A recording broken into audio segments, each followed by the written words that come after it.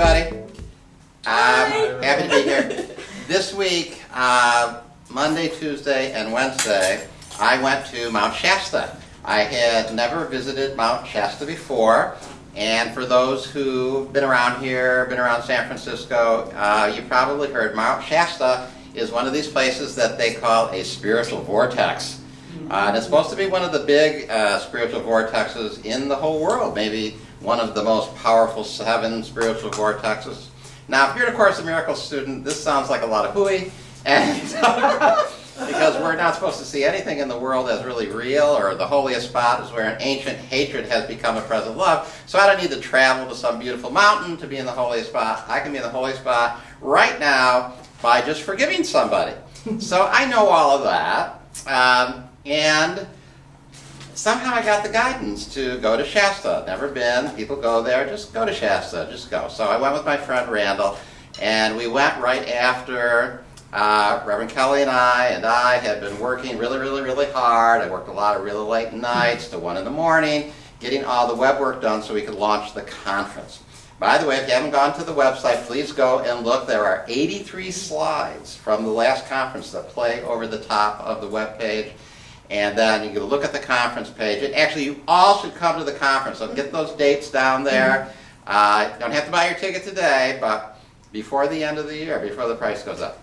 Anyway, so I went to Shasta, and I just said, I just got to let go of all my judgments about the world and the hokey and the woo-woo stuff that they say about. I'm just going to go and just have whatever experience Holy Spirit gives to me.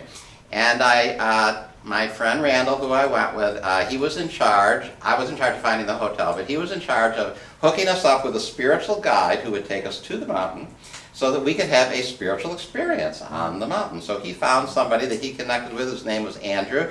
And I said, well, in my mind, whatever Andrew guides us in is going to be terrific. And it was.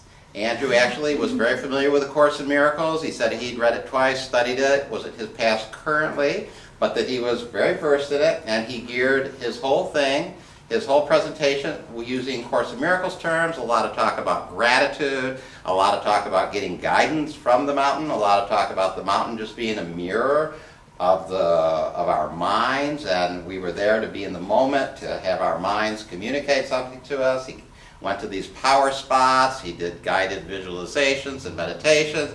He went to a spring. Mount Shasta has these springs where water comes out, and we dipped our head in the springs and we drank the water, and it was just a wonderful experience of getting guidance. I did get some guidance about the future of my ministry and how I'm going to go forward, and I gained a certain level of confidence that had been brewing, but that solidified. So I guess the miracle was I was just able to go there, let go of my judgment about the woo-woo stuff that I think about things. It's associated with Saint Germain, and that there's invisible aliens that live in the mountain. I mean, there's all kinds of stuff about Mount Shasta if you look at it. But it is just whatever you want to put into it. And it is an absolutely gorgeous mountain. And when I got up to the top of that mountain, I felt something. I don't really know what it was, but there was definitely an energy that came through me. It was great. And there's a lot of stuff down in the village, and I bought this down there, which is a handmade. Come up and look at it. It's absolutely gorgeous. Molded cedar, elk skin. Come up here and beat on it if you want. That's my miracle share. Thank you.